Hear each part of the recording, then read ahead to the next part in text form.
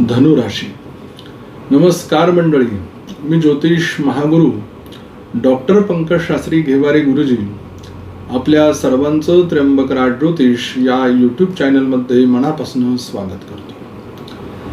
आज आपण 2026 या वर्षातील जुलै महिन्यामध्ये होणारं ग्रहांचं राशी परिवर्तन आणि या राशी परिवर्तनाचा धनु राशीच्या जातकांवरती होणारा परिणाम या विषयाची माहिती पाहणार आहोत.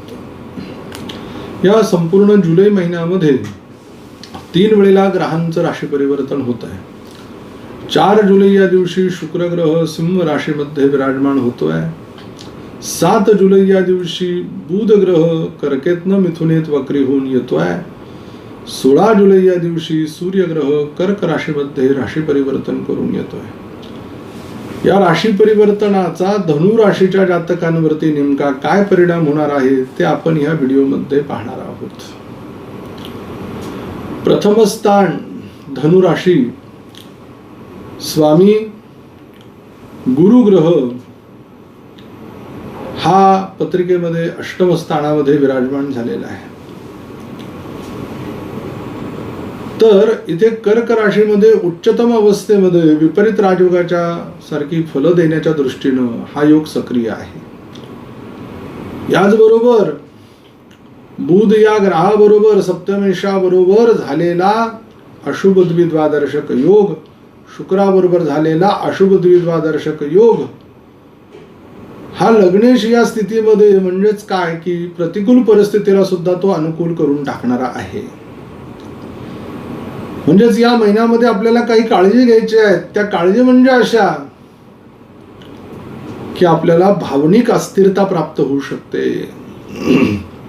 एखाद्याची काळजी करायला जाऊ आणि आपण संकटामध्ये सापडणार आहे. त्यामुळे भावनिक पॅनिक होऊ नका. प्रेमामध्ये व्यवहार आणू नका, व्यवहारामध्ये प्रेम आणू नका.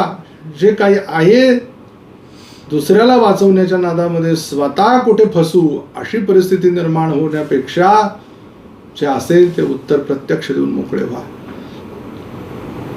नाहीतर त्रास तुम्हाला संभवतो.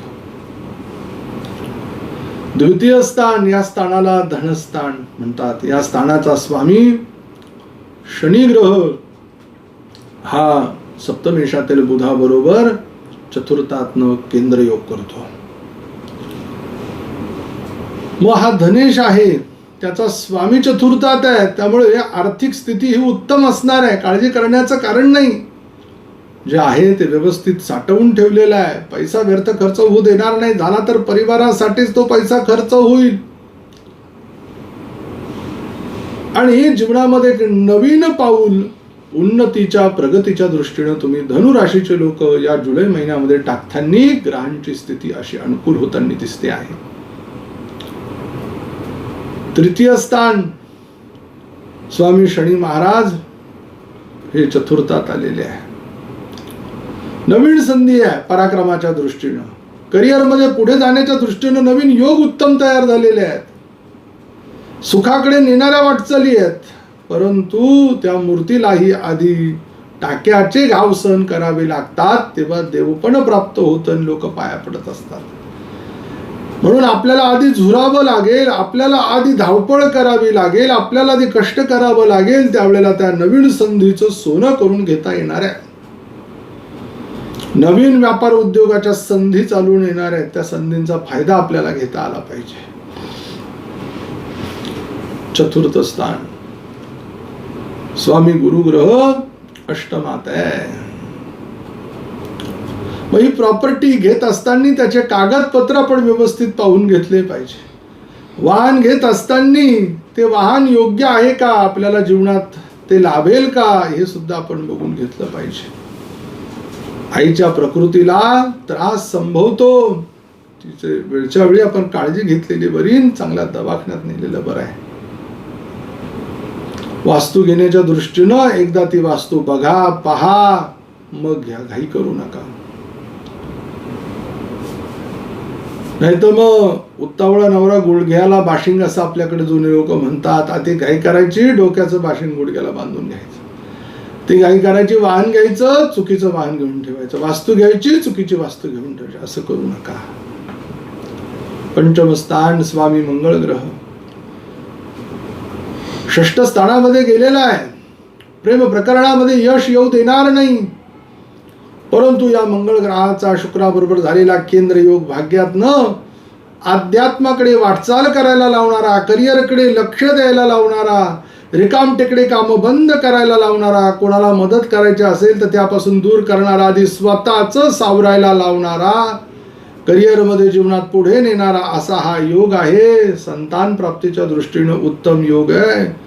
गुरुकृपेच्या, इष्टदेवतेच्या कृपेनं माणसाची जीवनात प्रगती होण्याच्या दृष्टीनं हा योग अनुकूल आहे. शेअर मार्केटमध्ये फायदा होण्याचे योग दाखवत आहे.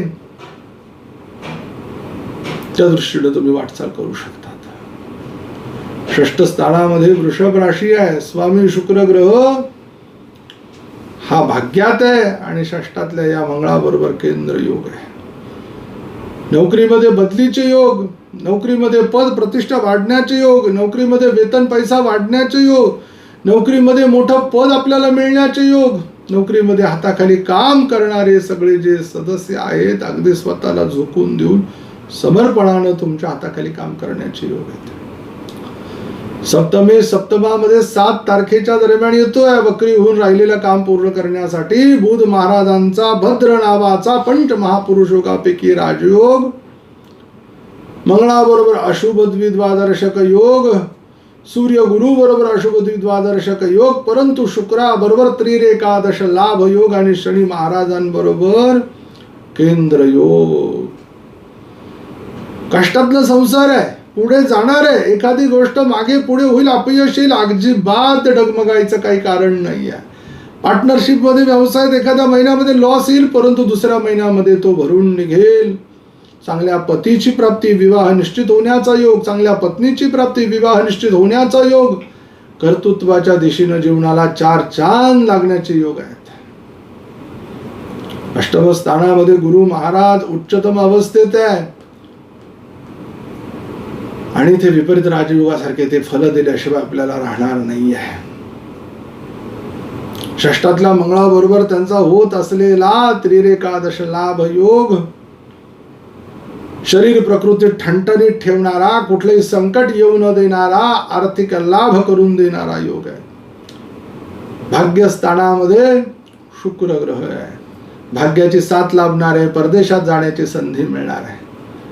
दशमामध्ये कन्या राशी आहे. स्वामी बुध ग्रह 7व्या स्थानामध्ये भद्र नावाच्या राजयोगात 7 तारखेनंतर आहे. कामाला कर्माला गती, मोठ्या पदांची प्राप्ती, कामातले अडथळे दूर होण्याचा योग, प्रगतीच्या दृष्टीने वाटचाल करण्याचा योग दाखवतो आहे. लाभस्थानाचा स्वामी शुक्र ग्रह भाग्यात आहे. 4 तारखेपासून मिळालेल्या लाभाचं भाग्यात रूपांतर होत आहे. आपल्यापेक्षा असलेले मोठे बहीण भावंड सुद्धा आपला सल्ला घेत आहे. सगळ्यांना तुमचे मार्गदर्शन आवडत आहे. कार्यकर्तृत्वाला एक चांगली जोड मिळतीये आणि या करिअरच्या मिळालेल्या नवीन संधीचं तुम्ही सोनं केल्यामुळे तुमचा प्रवास तर होईलच, फक्त भावनिकता मनामध्ये आणू नका. जे स्थिर, जे सरळ आहे तेच काम करा. व्ययामध्ये वृश्चिक राशी स्वामी मंगळ ग्रह षष्ठात विपरीत नावाच्या राजयोगामध्ये बघा. गुरु बरोबर सूर्या बरोबर त्रिरेकादश लाभ योग आहे. व्यय नाहीच या महिन्यामध्ये, लाभच आहे. अगदी नवे परदेशात न इथे तुम्हाला बोलावून येऊ शकतं. कामामध्ये IT फील्डमध्ये जे मुलं काम करतात त्यांना परदेशात जायचंय, सुवर्ण संधी निर्माण होते. धनु राशीच्या जातकांसाठी शुभ अंक 3, शुभ रंग पिवळा, शुभ दिवस आपल्यासाठी 6 तारीख, 7 तारीख, 8 तारीख, 26 तारीख, 27 तारीख आणि 28 तारीख आहे.